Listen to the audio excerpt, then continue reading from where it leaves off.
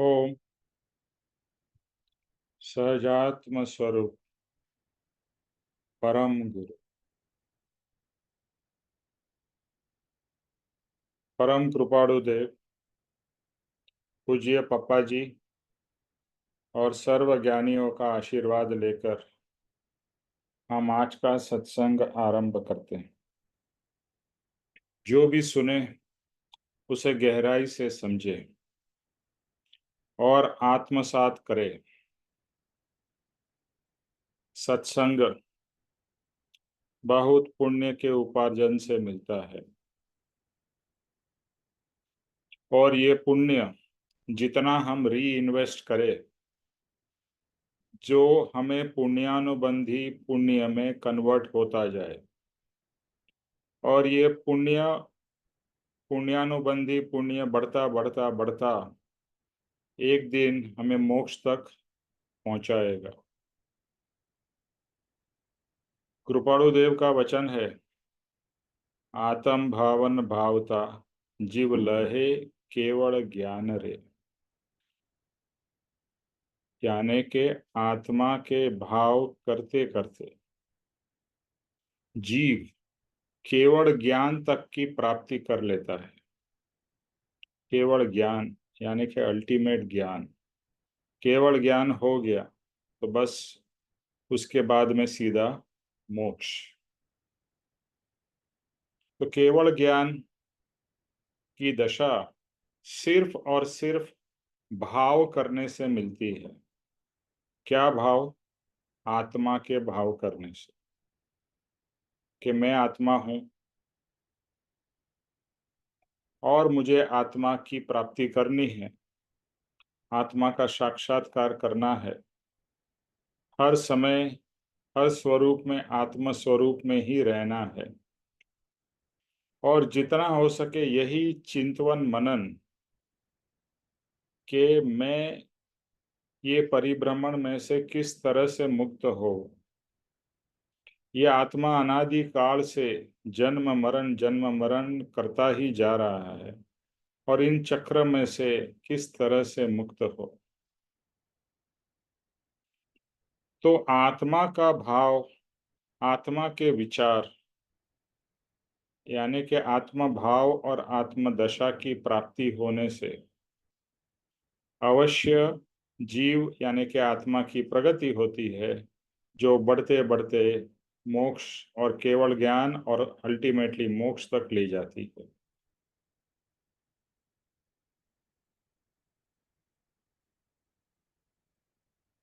जैसे अभी हर्ष जी ने एकदम बहुत ही सुंदर पद लिया, नारायण किस रूप में नारायण मिल जाएगा।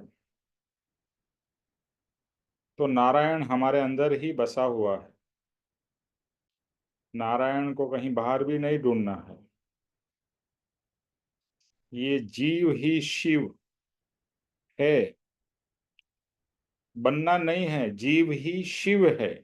शिव कह लो, ब्रह्मा विष्णु महेश नारायण, जो नाम से पुकारना है पुकार लो। ये सब हमारे अंदर ही है। मैं स्वयं ही शिव हूं, यानी मैं स्वयं ही परमात्मा हूं। ये लक्ष्य करने के लिए ही सब शास्त्र सत्संग बताए गए हैं। आदि शंकराचार्य भी यही बात करते हैं, कृष्ण भी यही बात करते हैं, महावीर भी यही बात करते हैं कि मैं शरीर नहीं हूं। मैं, जो मेरा नाम है जैसे निमेश, मैं निमेश नहीं हूं, मैं शरीर नहीं हूं, मैं पुरुष नहीं हूं, मैं ब्राह्मण क्षत्रिय जो भी आपका कुल हो वो भी मैं नहीं हूं। और जो प्रोफेशन से हम जानते हैं कि जैसे मैं बिजनेसमैन हूं, मैं इंजीनियर हूं, मैं डॉक्टर हूं, मैं वॉट जो जो आपकी टाइटल्स है वो भी मैं नहीं हूं। मैं सिर्फ क्या हूं? ब्रह्म हूं, शिव हूं, आत्मा हूं।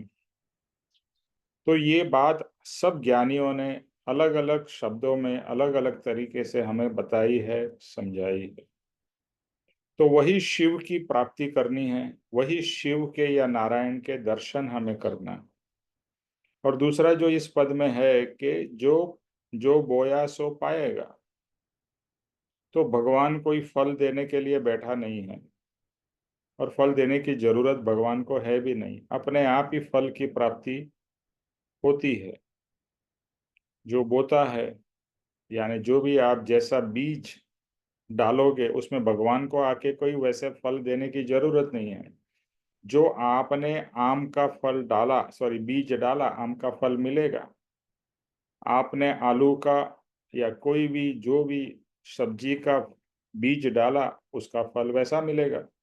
यानी कि जो आप करोगे उसका फल एक प्रकृति का नियम है, मिलेगा।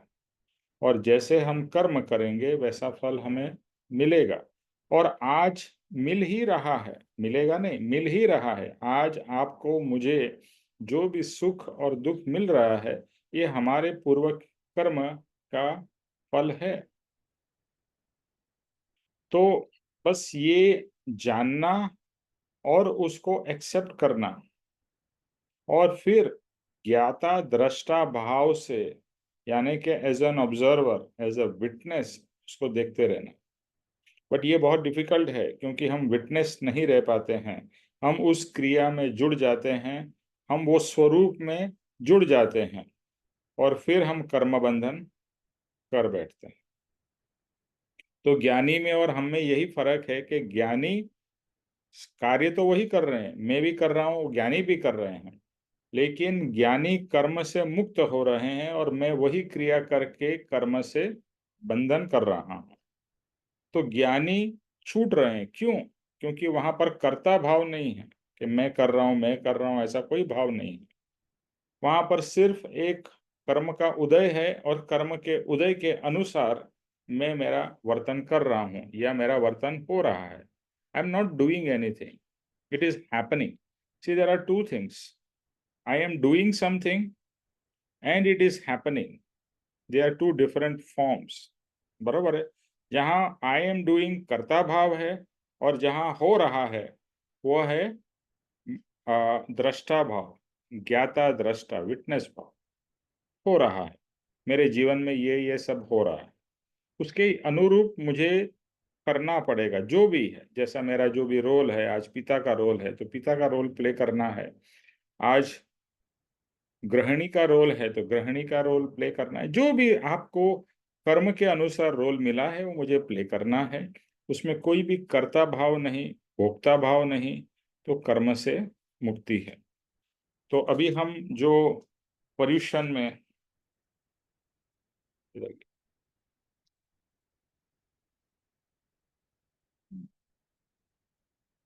इज गॉन,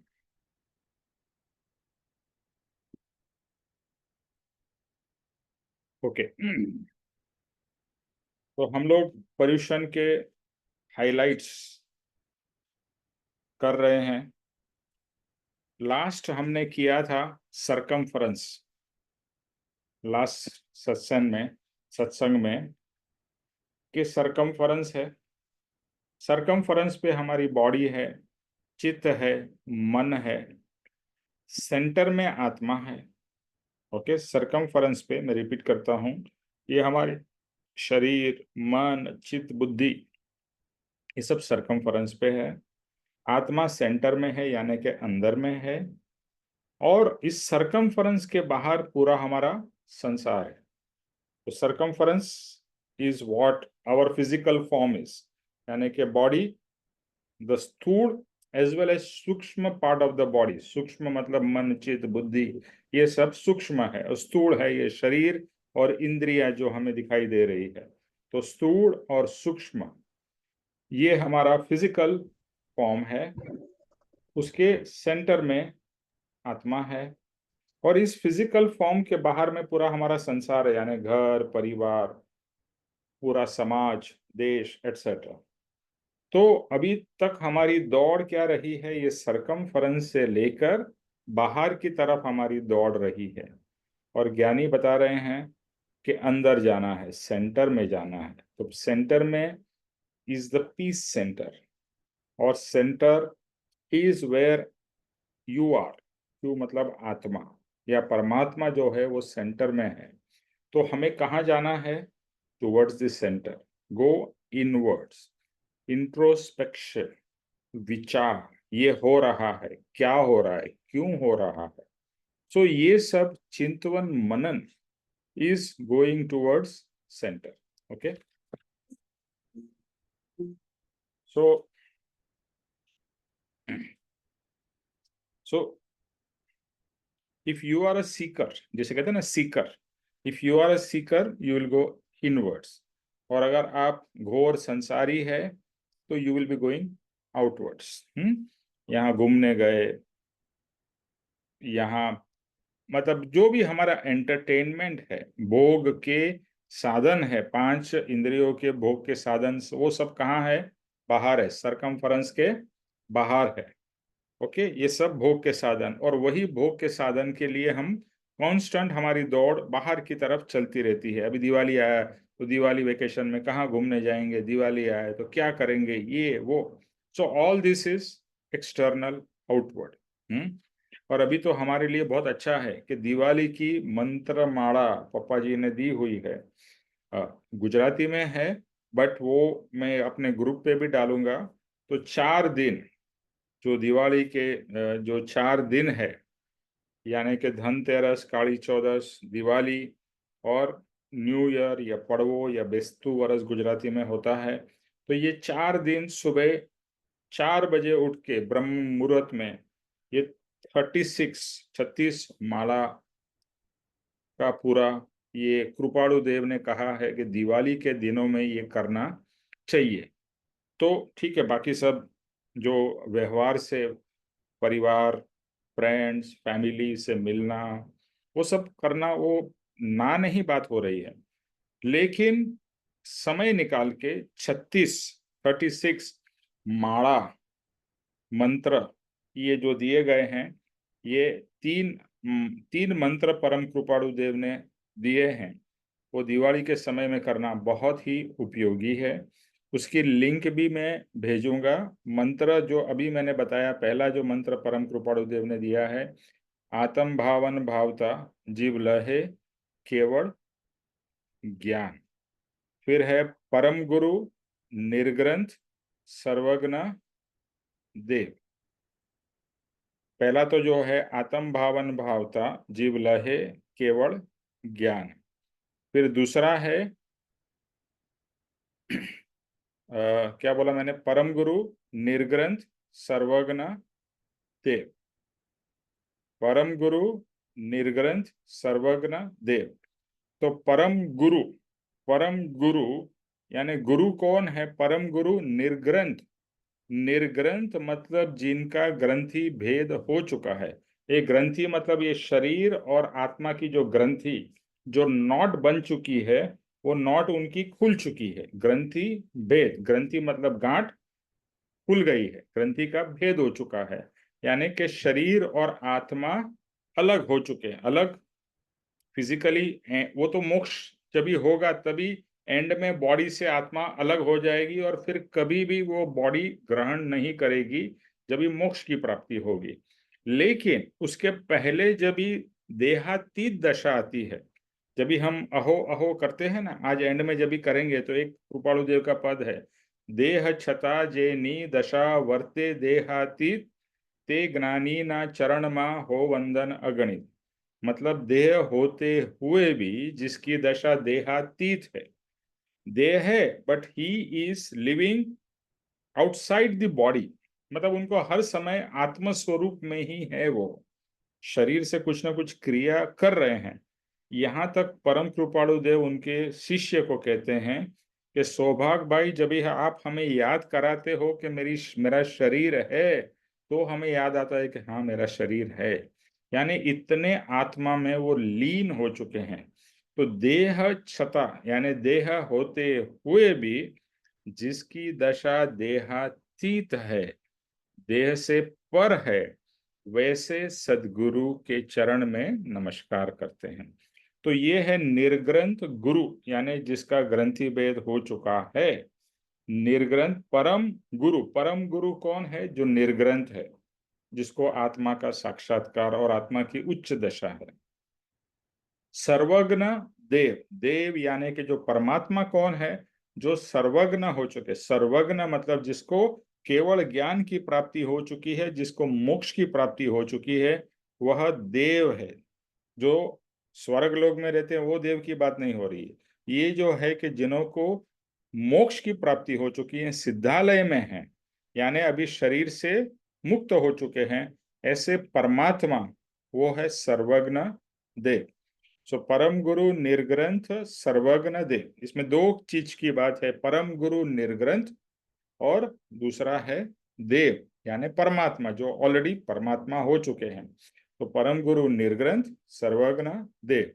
दूसरा है आत्म भावन भावता जीव लहे केवल ज्ञान। तीसरा मंत्र मेरे ख्याल से सहजात्म स्वरूप परम गुरु, हाँ आई थिंक तीसरा मंत्र उसमें है, जो सहजात्म स्वरूप परम गुरु जो हम कहते हैं कि सहज आत्मा का स्वरूप परम गुरु। I think that is the third मंत्र। फिर भी हाँ मैं, निमेश भाई, यही वाला है ये। छोटे बुक में पेज 13 पे दिए हुए हैं तीनों मंत्र माला। Okay correct. सो तीनों है, ओ, तो सहजात्म स्वरूप परम गुरु, सहज आत्म स्वरूप परम गुरु। तो तीसरा जो मंत्र है, ये तीनों मंत्र परम कृपाणु देव के दिए हुए मंत्र है। तो जब ये ज्ञानी मंत्र देते हैं ना, तो वो मंत्र सिद्ध होते हैं। सिद्ध मतलब उनके अंतरंग में से निकले हुए ये मंत्र होते हैं, तो उसका पावर होता है। मंत्र is not just words, it has got its ज्ञानी का पावर। तो वो भाव से जब भी हम मंत्र करते हैं और उस भाव में डूब जाते हैं, तो वो भाव से जब ये मंत्र करते हैं तो ज्ञानी के साथ में हमारा कनेक्शन होता है। तो तीसरा मंत्र है सहज आत्म स्वरूप परम गुरु, जो हम स्टार्टिंग में कहते हैं सहजात्म स्वरूप परम गुरु। सहज आत्मा स्वरूप, मेरा स्वरूप कैसा है, सहज आत्म स्वरूप, या जिसको सहज आत्म स्वरूप हो चुका है, या ज्ञानी जो सहज आत्म स्वरूप में है, वो परम गुरु, सहजात्म स्वरूप परम गुरु। अभी यहाँ पर यह समझना है कि आज मेरी वैसी दशा नहीं है, तो इसके लिए मेरे लिए गुरु कौन है, वापिस वही जिनको आत्मा की प्राप्ति है और जो सहज आत्म स्वरूप में है। देखो हम सहज देह स्वरूप में, हमें ये सोचना नहीं पड़ता है कि मैं देह हूं, because we live like a body. I am the body. That's what we feel. That's what we do. That's how we react. और जो ज्ञानी है, जो निर्ग्रंथ हो चुके हैं, वो क्या है, सहज आत्मस्वरूप। वो निरंतर आत्मस्वरूप में सहज, कोई एफर्ट लेके मैं आत्मा हूं वो नहीं बोलते हैं, वो आत्म भाव में ही है। तो सहज आत्मस्वरूप परम गुरु, तो ऐसे ज्ञानी पुरुष जो सहज आत्मस्वरूप में है, वो मेरे लिए परम गुरु है। और जिस दिन मेरी वैसी दशा हो जाएगी, अभी जैसे परम कृपाणुदेव उनकी वैसी उच्च दशा हो गई, तो फिर उनका स्वयं का आत्मा ही उनका परम गुरु हो जाता है। यानी फिर वही आत्मा गाइडेंस देता रहता है। यानी वो आत्मा इतना शुद्ध यानी परमात्मा स्वरूप हो जाता है कि दैट आत्मा स्वयं का आत्मा ही अपना गुरु हो जाता है, परम गुरु। तो जब तक वो दशा नहीं है, तो हमारे लिए somebody else, जो कि देहधारी ऐसे परमात्मा स्वरूप सहज आत्म स्वरूप ही परम गुरु है। तो तीन मंत्र दिवाली के टाइम में बहुत ही उपयोगी है। और वो मंत्र माला की जो है, it is I think about 2-3 घंटे की है। अगर आप एक साथ में नहीं कर पाते हो, तो break it into 2 parts, maybe once in the morning, in the evening.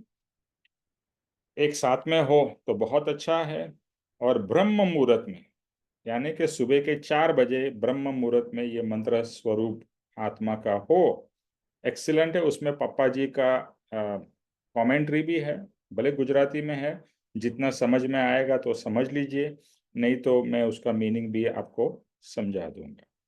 ठीक है। तो ये जो वापिस बात हो रहा है कि दिवाली अभी कमिंग वीक में आ रही है, तो बाह्य से जो कर रहे हैं ठीक है, do it, but keep your focus going inwards, यानी कि ये मंत्र स्मरण, मंत्र माला क्या होगा, ये आपको अंदर की तरफ ले जाएगी, आपको वैसे भाव कराएगी, उस दिशा में ले जाएगी। ठीक है ना।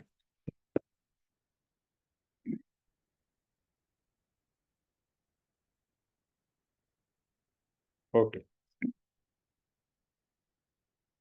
सो सरकमफरेंस की बात हो गई। अभी past, present and future. We all know, तीन हमारे जीवन के भाग हैं।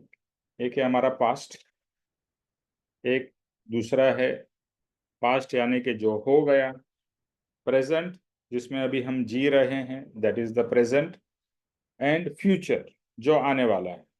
हम्म? और जैसा हम ऑब्जर्व करें, देखो, विचार क्या करना है। कृपाणु देव ने कहा कर विचार तो पा, बहुत ही सिंपल वचन दे दिया, कर विचार तो पा। तू कर विचार, बट विचार तो मैं हमेशा करता हूँ, फिर भी मुझे तो कुछ प्राप्त नहीं होता है।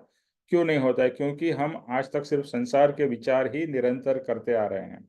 अभी हमें आत्मा के विचार करने हैं जो नेचुरली नहीं होते हैं। तो जब कभी भी समय मिले, you have to shut yourself from the world and worldly thoughts, और ज्ञानी के वचन को याद करके या इस तरह से जो नोट्स आप बनाओगे, उस नोट्स को पढ़ के व्हाट ज्ञानी क्या कहने की कोशिश कर रहे हैं उसको सोचना है। अच्छा, this is what he means, सहजात्म स्वरूप परम गुरु। Okay, this is what it means. अपने अपने ही अपने अलग अलग अर्थ अपने अंदर से सोचिए, निकालिए। निकलेंगे, बहुत सारे अर्थ निकलेंगे। बस सिर्फ जो एक आपने सुन लिया, वो तो एक एक सुना हुआ एक्सप्लेनेशन है, लेकिन उससे आगे जाना है। अच्छा, मेरे लिए क्या मतलब होता है, what it means and what it doesn't mean. So constant thinking. जैसे आपको कुछ चीज करनी होती है, जैसे फॉर एग्जांपल मैरिज, घर में मैरिज है, तो हम कितना मैरिज के बारे में सोचते हैं, क्या करेंगे, कैसे करेंगे, किसको बुलाएंगे, किस तरह से सेलिब्रेट करेंगे, ये करेंगे वो। तो कांस्टेंट आप उस विचारों में चले जाते हैं। इसी तरह से विचार तो हर कोई करता ही है, ऐसा कोई नहीं जिसको विचार आते ही नहीं है। हर कोई के पास में मन है तो विचार ऑटोमेटिक है, चलता ही जाता है।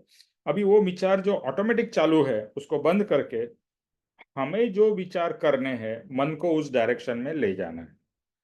It is not going to be easy, because मन मनमानी करेगा। मन मनमानी करेगा, वो अपने हिसाब से दौड़ने की कोशिश करेगा, और आप उसको डायरेक्ट करके अपने तरफ जहां आपको ले जाना है, कहाँ? Centre, centre of your existence, which is the peace centre, which is the centre of love, centre of happiness. आप वहां ले जाने की कोशिश कर रहे हैं।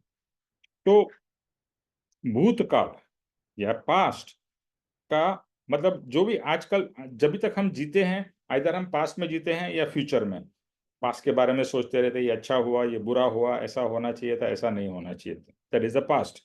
और फ्यूचर की चिंता करते रहते हैं, क्या होगा, कैसे होगा, होगा कि नहीं, ये वो, चिंता चिंता चिंता चिंता। एक it's a normal part of every living being.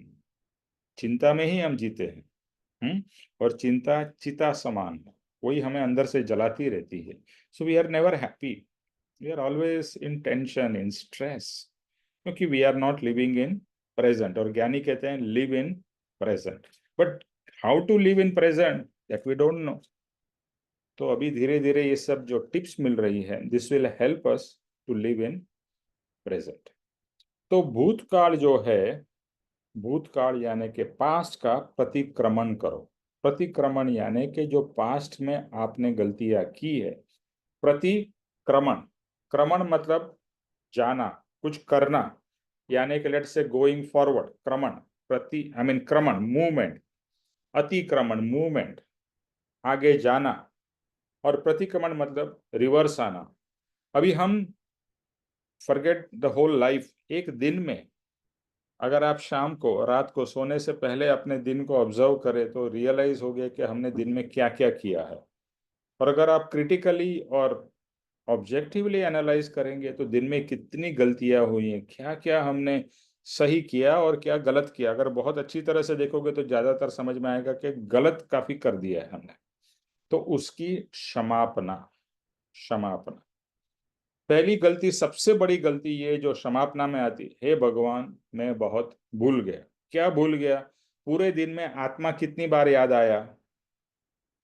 Every time in the night आप एनालाइज करिए कि पूरे दिन में मुझे मेरा स्वयं का आत्मा कितनी बार याद आया होगा। शायद पूरे दिन में एक बार भी याद नहीं आया होगा। या कभी याद आया तो मैं कितने समय शांत भाव में रह सका, या कितने समय अशांत भाव में था, कितने समय में टेंशन में था, कितने समय में गुस्से में था, कितने समय में इरिटेटेड फ्रस्ट्रेटेड था। ये सब एनालाइज एवरी डे। ज्ञान कहा गया है क्षमापना 24 घंटे में एटलीस्ट 2 बार होनी चाहिए, एटलीस्ट। एक, सोने से पहले, पूरे दिन में हमारे क्या क्या हमने गलत किया, तो ये सब गलत है। ओके, स्ट्रेस में रहना, इट्स अ रॉन्ग थिंग। चिंता करना, रॉन्ग। अशांत रहना, फ्रस्ट्रेटेड रहना, क्रोध, मान, माया, लोभ, ये सब पूरे दिन में जितनी बार हुआ है उसको याद करके उसकी क्षमापना हो। मैंने तो आत्मा को जाना ही नहीं, और बिना आत्मा यानी के शरीर रूप होके, निमेष रूप होके, मैं तो पूरे दिन में कर्म ही बांधता रहा। ओके, जितने कर्म बांधे उतने कर्म आपको भुगतने पड़ेंगे। ओके, तो ये सब की क्षमापना, प्रतिक्रमण। प्रतिक्रमण मतलब जो आपने अतिक्रमण किया है उसका रिवर्स, लेकिन ये भाव से, दिल से होना चाहिए। और हमारा लक्ष्य क्या है, याद रखिए, हमारा लक्ष्य है आत्म स्वरूप में रहना है। That is the only goal we must have in our life. कि मुझे अभी, अगर आप और मैं आत्मा के मार्ग में है, तो मुझे हर समय निरंतर आत्म स्वरूप में रहना है। वही मेरा सुख का धाम है, वही मेरा गोल है, वही मेरा पीस का सेंटर है। That is where I want to be all the time, every time. Okay, so जितने समय हम नहीं थे वो सबकी क्षमापना, क्षमापना, प्रतिक्रमण। फिर वर्तमान में सामायिक, इस जैन के शब्द है, but I am just trying to explain in a very simple way. प्रतिक्रमण, सामायिक का क्या मतलब होता है? सामायिक मतलब समता भाव में रहना। वर्तमान में सामायिक यानी कि समता भाव में रहना। जब भी कुछ जैन लोग होंगे तो वो बता सकेंगे सामायिक क्या है। सामायिक का मतलब है समता भाव में रहना, सम भाव में रहना, no positive no negative, neutral. तो समता भाव में जब भी हम रहेंगे तभी कोई रिएक्शन नहीं होगा, और रिएक्शन नहीं होगा तो कर्म बंधन नहीं होगा। यानी in effect you are living in your peace centre या आत्मस्वरूप। समता भाव तभी आ सकता है जब भी आप आत्मस्वरूप में होंगे।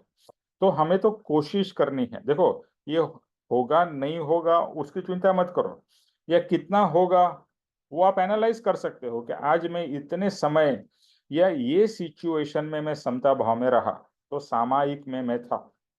अगर आप कोई भी सिचुएशन में समता भाव में रह सके, भले आपको बहुत सारा प्रोवोक किया गया हो, और फिर भी प्रोवोकेशन के बावजूद भी अगर आप समता भाव में रहे, तो वो है सामायिक। तो वर्तमान में सामायिक यानी कि समता भाव में रहना है। भविष्य काल का प्रत्याख्यान करना है। प्रत्याख्यान मतलब टेकिंग अ वाव। ओके, हम कहते हैं ना, मैं ऐसा करूंगा, मैं ऐसा नहीं करूंगा। तो भविष्य के लिए प्रत्याख्यान, पचखान जिसे कहते हैं। यानी मैं, जब भी मैं इसका बताऊं कि मुझे आत्मस्वरूप में ही रहना है, मुझे भविष्य में कोई भी सिचुएशन आ जाए, मुझे समता भाव में रहना है, आत्मस्वरूप में रहना है, मुझे शांत रहना है, मुझे अंतरंग खुशी या अंतरंग आनंद के भाव में रहना है। This are all my plans for the future. Okay, तो ये सब मेरे फ्यूचर के प्लान है। तो 3 है, पास्ट का प्रतिक्रमण, प्रेजेंट का सामायिक, और फ्यूचर का प्रत्याख्यान। फिर से मैं समराइज करता हूं। प्रतिक्रमण यानी कि क्षमापना। जितने समय हम आत्मा भाव में नहीं रहे, जितने समय हम क्रोध में, मान में, माया में, लोभ में, फ्रस्ट्रेशन में, इरिटेशन में, स्ट्रेस में, ये सब असमता भाव है। और उसका जितने समय, जैसे बताया, सुबह से लेकर रात तक सोने से पहले हर समय। अगर आप कुछ नहीं भी कर सको ना, तो परम कृपाणु देव की ये क्षमापना अवश्य बोलिएगा, और भाव से बोलिएगा, और फिर सोइए, तो you will get a very peaceful sleep. दूसरा, आपके दिन के जितने भी हिसाब किताब है ना वो स्क्वायर ऑफ कर दो। अकाउंटेंट होते हैं ना, दे स्क्वायर ऑफ एवरीथिंग। तो दिन में जो भी सही गलत किया है उसको स्क्वायर ऑफ कर दो।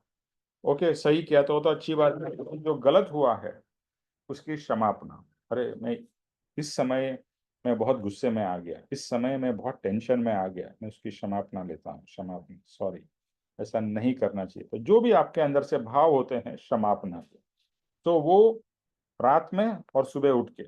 सुबह उठ के क्यों? क्योंकि रात के समय जब भी आप सोते हो तो सपने में भी आप भाव विभाव में रहते हो। सपने में भी, सपने के समय तो आपको लगता है ना सपना रियल है। जिस समय आप सपने में हो तभी तो नहीं लगता है सपना है। तो सपने में भी हम भाव विभाव में साइकिल में चालू है, अप्स एंड डाउन्स में। तो सुबह उठ के रात के समय की क्षमापना, और शाम को सोते समय रात के सोने के पहले दिन के समय की क्षमापना। ये हो गया प्रतीक, बहुत ही पावरफुल पॉजिटिव चीज है। और ज्ञानी, एक ज्ञानी है दादा भगवान, वो तो ये कहते हैं शूट एट साइट। जैसे ही आपको रियलाइज हो आपकी गलती हुई, क्षमापना। जैसे ही रियलाइज हुई गलती हुई, क्षमापना। But you have to be very aware, present. देखो दूसरा एक चीज, मैं अभी आपने कृष्णमूर्ति का, जे कृष्णमूर्ति का नाम शायद सुना होगा, ही इज अनदर बहुत अच्छे ज्ञानी हो गए। So he only talks of being aware, aware aware, awareness, consciousness. Consciousness means you are aware at all the time. Actually हम लोग जी रहे हैं बीइंग अनअवेयर। जैसा कर्म हमें नचा रहा है, हम नाचते जा रहे हैं, we are not even aware के हम कर्म के हिसाब से ही हमारा जीवन चल रहा है। तो being aware, so he says आपको गुस्सा आया, सो यू बी अवेयर कि मुझे गुस्सा आया। गुस्सा अच्छा बुरा वो मत कंसीडर करो, that is not your job. Just become present to your anger, just become present to all your भाव। तो present is being aware. So awareness बहुत ही इंपॉर्टेंट है, लेकिन इतना इजी नहीं है। बिकॉज आप क्या होगा, यहाँ पर बोलना इजी लगता है लेकिन जब रियल लाइफ में आएगा तो हम जुड़ जाते हैं, we become attached. Because we are attached हम फिर से वही अप एंड डाउन की साइकिल में चलते रहते हैं। तो यहाँ पर be present. So shoot at sight क्या है, जैसे ही रियलाइज हो, अरे ये तो गलती हो गई, अरे यहाँ पर नहीं होना चाहिए, गलती हो गई। अगर समझो मैंने किसी को कुछ ऊंचे आवाज में बोल दिया, तुरंत तुरंत ही उस व्यक्ति की क्षमापना, ओ सॉरी, ऐसा हो गया, ओके। और अगर उस व्यक्ति को आप क्षमापना नहीं बोल पाते, फॉर वॉट एवर रीजन, अंदर से आप क्षमापना कर सकते हो। तो वो तो कहते हैं दिन में 500 बार क्षमापना होनी चाहिए, 500 बार वो करते थे रियल में। तो मतलब how much is the level of awareness. आप 100 बार नहीं, ये 2 4 5 बार तो कर लो। और कुछ ना हो तो रात को सोने से पहले क्षमापना। और दिन में उठ के, सुबह उठ के क्षमापना। बट समापना पोपट के जैसे नहीं। जैसे हम बच्चे को बोलते हैं सॉरी, बोला बच्चा सॉरी बोलता है, तो हम क्या बोलते हैं, अरे नहीं ऐसा नहीं, you too feel that you you are sorry. तो क्षमापना इज रियली फीलिंग कि मैं आत्मस्वरूप में नहीं था, I was not at my peace centre. So that is all क्षमापना। सामायिक which means living in the present, so past का प्रतिक्रमण या क्षमापना, प्रेजेंट के लिए सामायिक, सामायिक यानी कि लिविंग इन समता भाव ऑल द टाइम। और समता भाव के लिए वापस भी वही, everything will link back to आत्मा। अगर आप ये पूरा एनालाइज करोगे ना, आत्मस्वरूप में समता में रहना मतलब आत्मस्वरूप में रहना। और जितना आत्मस्वरूप में रहना means being aware, or being in very high level of consciousness. When you are in high level of consciousness, अपने आप समता भाव आएगा, लाना नहीं पड़ेगा, होगा। यू विल बी इन समता भाव, हो रहा है, बस आप देख रहे हो समता भाव। Okay, so that is living in present, समता भाव में, just being pure observer. And then भविष्य का, फ्यूचर का प्रत्याख्यान। व्हाट इज दैट प्रत्याख्यान? कि फ्यूचर में I am taking an oath, और मैं प्रार्थना कर रहा हूं कि भगवान मुझे, let's say very simple, which I do in the morning, घर से निकलने से पहले प्रार्थना करता हूं कि मुझे आज आज के दिन में शांत भाव में ही रहना है, मुझे शांत रहना है, समता भाव में रहना है। सो दिस इज प्रत्याख्यान। आप आज के लिए एक प्रण ले रहे हो कि मैं शांत रहूंगा, मैं समता में रहूं। भले आप नहीं रह पाते हो, डज नॉट मैटर, बट भाव तो करो। कृपाणु देव ने एक ही चीज सिखवाया, आत्म भावन भावता जीव लहे केवल ज्ञान। केवल ज्ञान मिल सकता है भावना करते करते। तो शांत क्यों नहीं रह सकेंगे? भाव करो। और प्रभु को प्रार्थना करो कि प्रभु मुझे शांत रखना, मुझे समता भाव में रखना, मुझे प्रेम भाव में रखना। ओके, तो प्रभु से प्रार्थना, प्रार्थना क्या है? प्रार्थना इस भगवान की शक्ति का हम वरदान मांग रहे हैं कि भगवान मुझे ऐसी शक्ति दो कि मैं ऐसा रह सकूं, मैं ऐसा जी सकूं। तो ये हो गया प्रत्याहार। ओके, सो 3, भूतकाल या पास का प्रतिक्रमण, वर्तमान की सामायिक, और भविष्य काल का प्रत्याहार। Isn't it very beautiful? Very simple, very nice. If you live like this, ओहो, अपना जीवन उद्धार होगी। बस यही करना है। दूसरा उन्होंने बहुत अच्छा बताया कि पुरुषार्थ यानी धर्म आराधन। दूसरा बात यह है कि धर्म यानी कि पूजा पाठ करना, इसे ही हमने धर्म समझा है। ये धर्म नहीं है, ये धर्म के साधन है। ओके, पूजा पाठ, सत्संग, आरती, व्हाटएवर, ये सब साधन है। और साधन इंपॉर्टेंट है। जैसे आप खाना बनाते हो तो साधन की तो जरूरत है ना, गैस चाहिए, बर्तन चाहिए, जो भी चीजें जिससे आप खाना बनाते हो, वी रिक्वायर एवरीथिंग, तो साधन की जरूरत है। बट साधन से साध्य की प्राप्ति करनी है। साध्य मतलब जो करना है, जो खाना बनाना है, तो वो हो गया साध्य, और ये सब हो गए साधन। तो हमें साध्य को भूलना नहीं। हम सोचते हैं धर्म मतलब मैंने पूजा पाठ कर लिया तो धर्म हो गया, नहीं। वो तो आप एक मैकेनिकली भी करते हो। देखो, आप कोई चीज बचपन से करते आ रहे हो, अभी भी कर रहे हो, ज्यादातर वो सिर्फ मैकेनिकली हो जाता है। जैसे मंत्र, आप, जैसे मैं पहले करता था, श्री कृष्ण शरणम मम, श्री कृष्ण शरणम मम, तो 5 मिनट में मेरी 5 माला हो जाती थी, 108 × 5, श्री कृष्ण शरणम, श्री कृष्ण शरणम। कोई मतलब उसका फायदा नहीं था, क्योंकि वहां पर भाव अटैच नहीं थे। एक मैकेनिकली ये चीज हो रही थी। मंत्र गलत नहीं है, श्री कृष्ण शरणम मम, श्री कृष्ण मैं आपके शरण में हूँ, शरणम मम। बट मैकेनिकल, विदाउट भाव, विदाउट फीलिंग, विदाउट अंडरस्टैंडिंग। और क्या होता था, मेरी नानी ने बोला था कि घर से निकलने से पहले करना है। अभी क्या होता है, हम उठे, लेट हो गए, ये हो गया, वो हो गया, बहुत, बस उस समय बस ट्रेन में जाते थे, टाइम हो गया है, बट ये करना तो है ही। तो फिर 5 मिनट से भी कम में मैं ये 5 मिनट पूरी एकदम बुलेट ट्रेन चलती थी। तो ये सब साधन अगर भाव से हो तो ही उसका फल है। तो धर्म आराधना, तो धर्म की प्राप्ति करने के लिए ये साधन है। धर्म की प्राप्ति क्या, यानी कि आत्मा की प्राप्ति, यानी जीव में से शिव बनने का जो प्रक्रिया है, वो है धर्म आराधन। जीव में से शिव बनने की प्रक्रिया, यह है धर्म आराधन। तो हम कितना करते हैं और कैसे करते हैं, ये दो चीज है। यानी कितना करते हैं, वो क्वांटिटी। बहुत से लोग होते हैं 2 घंटा 4 घंटा करते हैं, क्वांटिटी। और दूसरा है क्वालिटी, यानी हम कितने भाव से करते हैं, वो हो गया क्वालिटी। तो quantity important, but quality is much more important. आप कितना करते हो उससे कहीं गुना ज्यादा इंपॉर्टेंट है कितने भाव से, कितने अंदर के अटैचमेंट विद द गॉड। अभी तक हमने संसार से अटैचमेंट तो बहुत किया है, लेकिन अभी हमें भगवान से अटैचमेंट करना है। सो इम्पॉर्टेंट, मोर इम्पॉर्टेंट, और very very high importance is the quality. कितना करते हो उससे कहीं गुना ज्यादा कैसे भाव से करते हो।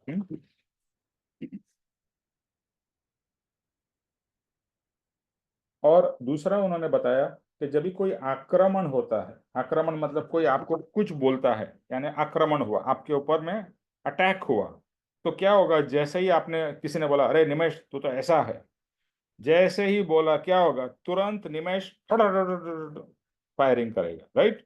जैसे अभी इजराइल और इधर में जब वॉर हो रहा है, what is that, attack, counter attack. तो यहाँ पर आक्रमण हुआ, किसी ने मेरे बारे में कुछ बोला, तो तुरंत ही मेरा प्रतिकार, रिएक्शन आएगा, राइट। और रिएक्शन मतलब बाहर फैला हुआ, जैसे ये जो सर्कल, सर्कल के अंदर में सेंटर, सेंटर में आत्मा है, ये फिजिकल बॉडी और सटल बॉडी, मन वगैरह, और आक्रमण बाहर से आया, तो ये फैला हुआ, इसका क्या होगा, बाहर, डुडुम, बॉम्ब कहाँ फूटेगा, बाहर। रिएक्शन कहाँ पर आएगा? एक्शन यानी एक्सपांशन होगा, तो बाहर का फैलावा होगा। तो यह है बहिर्मुक्ता। बहिर्मुक्ता मतलब बाहर की तरफ देखना। बहिर बहिर मतलब बाहर, मुख मतलब फेस, बाहर देखना। और चेतना कहाँ है? अंतर। तो चेतना के लिए है अंतर्मुक्ता। सो बहिर्मुक्ता, अंतर्मुक्ता। तो हमें ऑब्वियसली अंदर see, it is, if you really see, the whole life we have been living outside. बहिर्मुख होके ही हमने पूरा जीवन जिया है अब तक, और अभी हमें अंदर, going inwards. It's not going to be easy because whole life we have been going like this. Now we are being told go like this. तो बहुत रिएक्शंस आएगा बॉडी से, माइंड से। बॉडी बोलेगा नहीं यार जाने दे आज नहीं, फिर माइंड बोलेगा अरे चलो अपन ये पिक्चर देखते हैं, टीवी देखते हैं, ये करते हैं। यानी अंदर जाने को रिएक्शन आएगा। बट अगर पुरुषार्थ यही है कि इसको ओवरकम करके मुझे मेरा डायरेक्शन पता होना चाहिए। Where there is a will there is a way. तो ये जो शाम का सूर्य है, यानी प्रतिक्रमण क्या है? प्रतिक्रमण यानी कि सबको समेटना। जो शाम का जो सूर्य होता है ना, पूरे दिन सूर्य ने पूरी प्रकाश दिया है, और शाम को क्या कर रहा है? वो पूरा प्रकाश को अपने में वापस समेट रहा है, एंड देन समेट के वो बंद हो जाता है, फिर अंधेरा हो जाती है, रात हो जाती है। तो जो शाम का सूर्य है वो प्रकाश प्रकाश को समेटता है।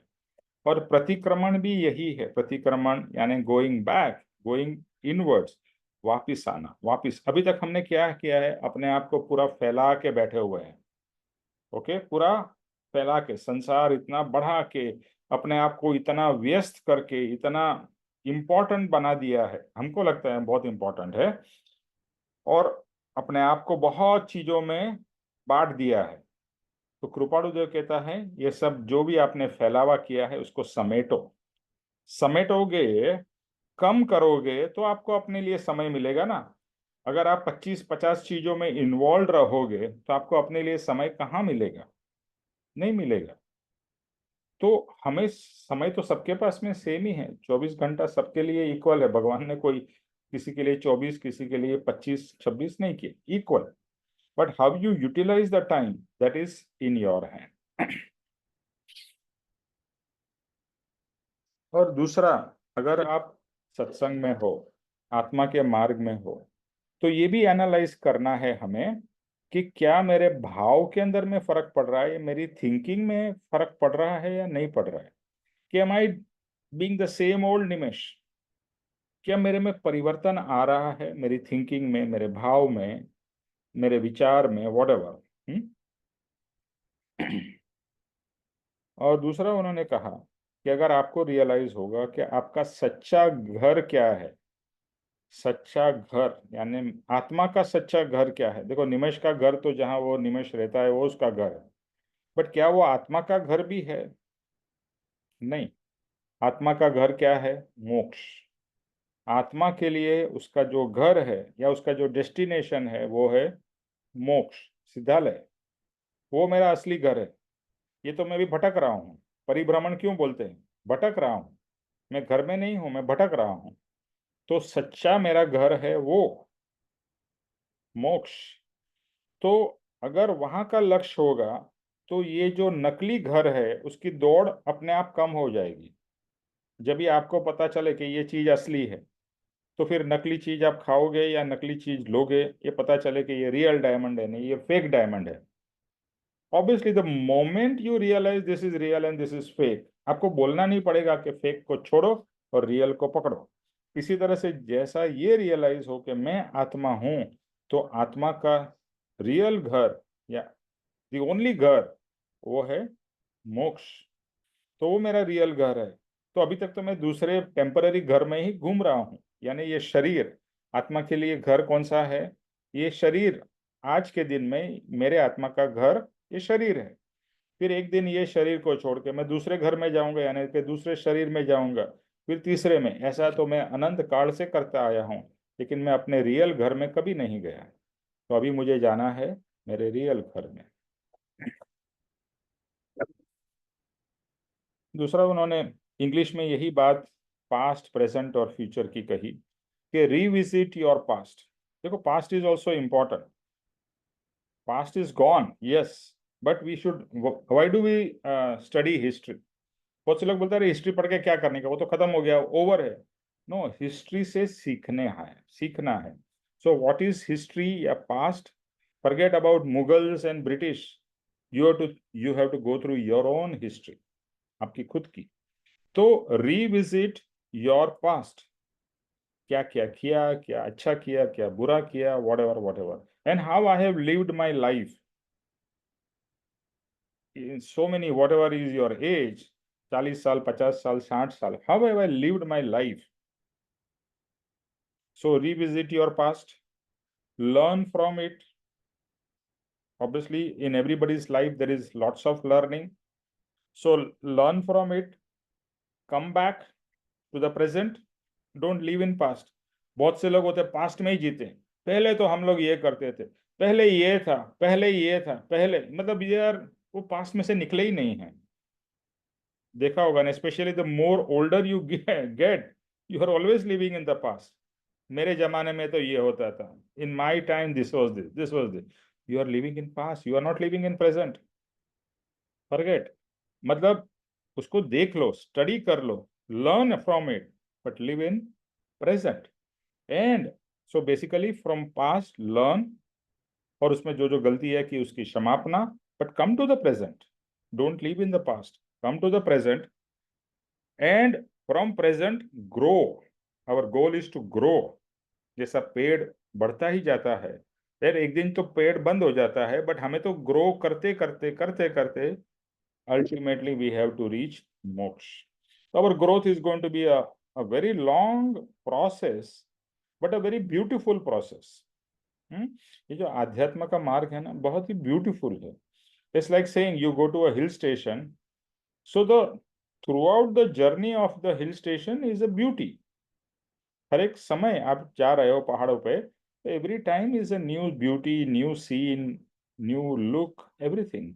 तो हर it's a journey, it's a beautiful journey. And destination जब ये मोक्ष पहुंचेंगे तभी तो वहां पर अल्टीमेट है ही। But even throughout this journey of atma, of atma's purification and progress, it's a beautiful journey.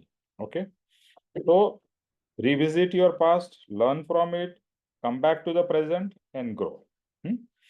So once again, past, present, future. फिर पूरे वर्ष में, पूरे साल में कितना विषय, कषाय, परिणाम से क्या मिला, यानी कितना हमने क्या गलतियां की, क्या अच्छा किया। ऐसा नहीं कि कुछ अच्छा नहीं किया है, अच्छा भी किया है, नहीं अच्छा भी किया है। तो ये सबको याद करके once again learn and grow. मैं थोड़ा आगे चला गया था because the topics are similar.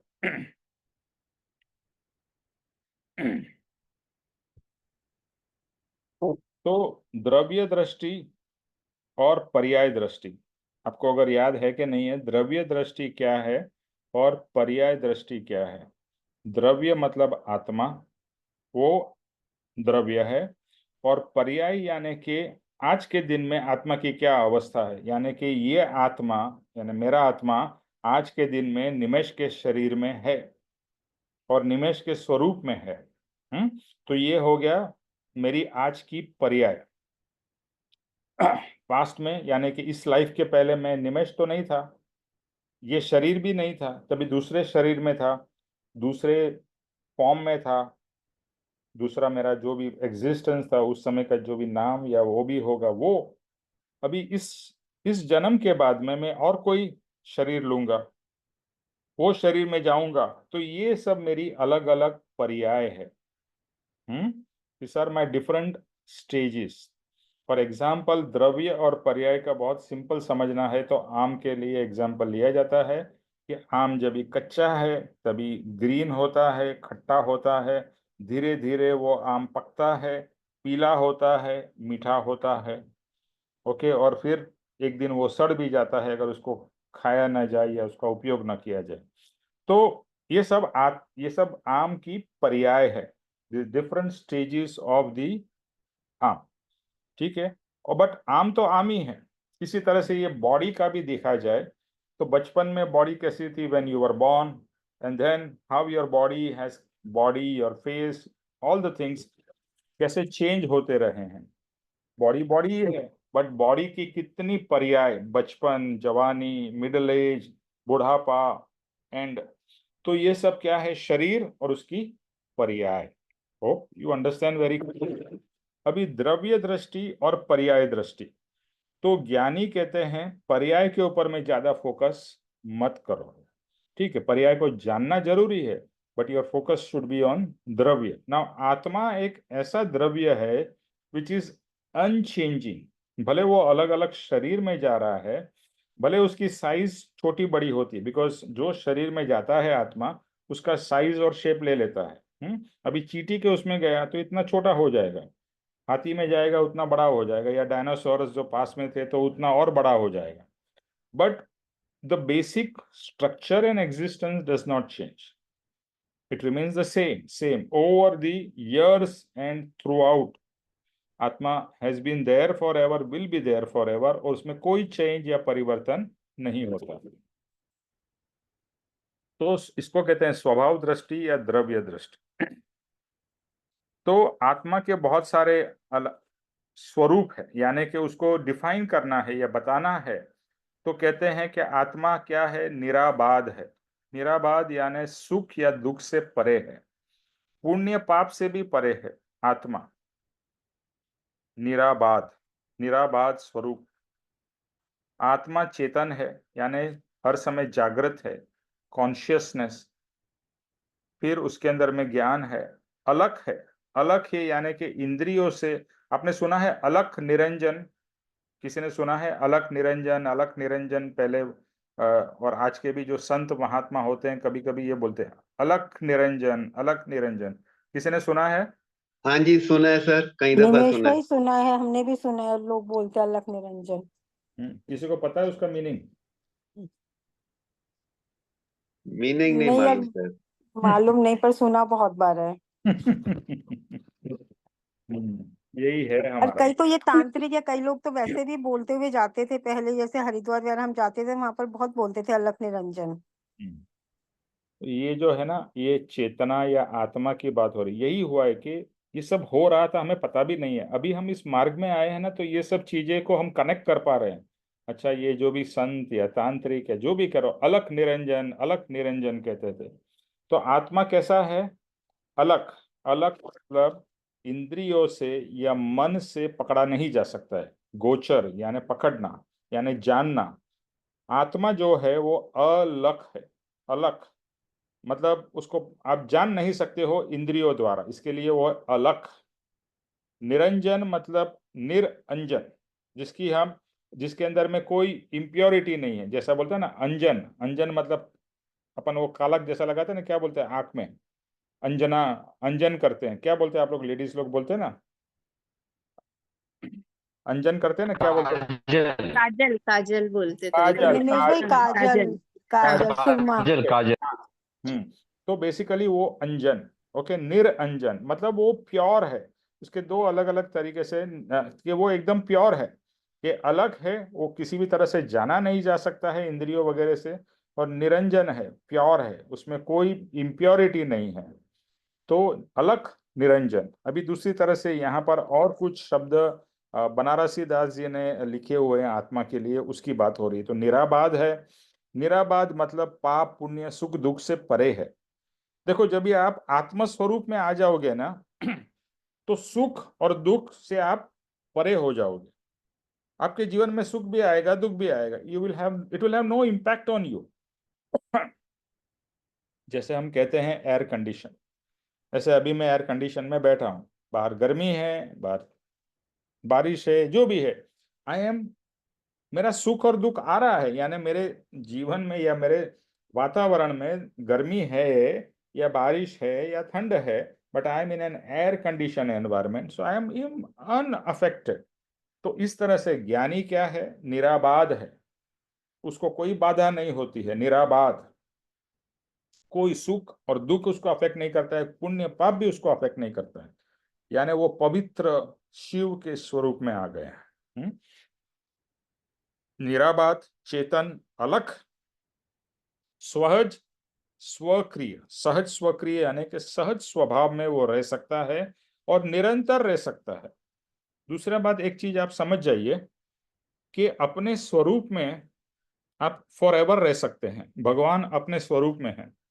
देखो, आप बहुत से लोग बोलते हैं कि मैं गुस्से वाला हूं, या बोलते हैं ना ये व्यक्ति गुस्से वाला है, लेकिन क्या वो व्यक्ति गुस्से वाला 24 घंटों रहता है गुस्से में?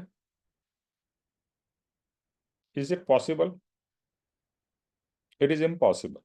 आप जस्ट सोचिए कि आपको बोला जाए आप गुस्से वाला, ठीक है चलो आप यू एक समय भी गुस्से के बिना नहीं रहना, मतलब you have to be continuously angry angry angry angry, आप नहीं रह पाओगे, क्योंकि ये आपका विकार है, ये आपका स्वभाव नहीं है। तो विकार जो है वो कुछ समय के लिए रह सकता है, स्वभाव हमेशा रहता है। तो ये आत्मा का स्वभाव नहीं है। शांत रहना ये आत्मा के लिए फॉर एवर पॉसिबल है, हम नहीं रह पाते हैं क्योंकि कुछ ना कुछ कर्म के अफेक्ट से हम लोग डिस्टर्ब हो जाते हैं। लेकिन ज्ञानी शांत रहते हैं, हर समय रहते हैं, सुख में रहते हैं, आनंद में रहते हैं। इसके लिए वो एक दूसरा मेरा बहुत ही प्रिय शब्द है, वो है सच्चित आनंद। सत चित आनंद। चित्त में अगर सत आ जाए तो आनंद ही आनंद है, फिर आप भी सुख दुख से परे हो जाओगे। तो वही दशा में हमें भी जाना है। तो सहज स्वक्रिय यानी सहज स्वभाव, और हमेशा अपने आप को जानते रहना, हर समय be aware of your self, और हर समय वही दशा में, वही जागृति में रहना जो है स्वहज, सहज और स्वक्रिय। सी आत्मा हर समय सक्रिय है, वो कभी भी उसकी क्रिया बंद नहीं होती। देखो हार्ट है ना, कॉन्स्टेंटली वर्किंग, बट एक समय हार्ट बंद हो जाता है और वो डेथ है ना। भले 50 साल से हार्ट बीट कर रहा है, dub dub dub dub dub dub dub dub, without your effort, right. आत्मा, ये जो हार्ट है उसके लिए क्या आप एफर्ट ले रहे हो? हाँ चलो, pump in pump out, heart को आप बोल रहे हो? नहीं, it is an involuntary action happening automatically. लेकिन वो एक न एक दिन, शरीर की हर एक क्रिया एक न एक दिन बंद हो जाएगी। देखना बंद हो जाएगा, सुनना बंद हो जाएगा, मन भी काम नहीं करेगा, ब्रेन भी बंद हो जाएगा। बट ये जो स्व क्रिया, आत्मा जो है, वो तो क्रिया स्व चलता ही रहेगा। It will go on and on. उसकी जो मेन क्रिया क्या है? देखना और जानना। ज्ञान क्रिया हर समय कोई भी स्वरूप में वो करता ही रहेगा, चाहे वो चींटी में हो, भालू में हो, बकरी में हो, जो भी स्वरूप में, यानी जो भी पर्याय में आत्मा है आपका, देखना और जानना बंद नहीं होता है। It is on and on and on, because वो उसका मूलभूत स्वभाव है। एक चीज समझ जाइए, शक्कर है, शक्कर शक्कर और मिठास क्या अलग हो सकती है? जहां शक्कर है वहां मिठास है, कैन नॉट बी डिफरेंट। मतलब गुण और पदार्थ को आप अलग नहीं कर सकते। मिर्ची, अगर रियल में मिर्ची है तो उसमें तिखास होगी ही। सो मिर्ची और तिखास देखो, hand in hand, it is same. सिर्फ डिफाइन करने के लिए आप बोलते हैं ये मिर्ची है और ये इसका गुण है, यानी गुण और पदार्थ can not be different, simple. इसी तरह से आत्मा और आत्मा का जो गुण है, यानी कि देखना और जानना, it will always be there. जहां भी देखना जानना या ज्ञान क्रिया है वहां आत्मा है, और जहां आत्मा है वहां देखना या जानना ऑलवेज रहेगा, ज्ञान क्रिया। फिर है अचल।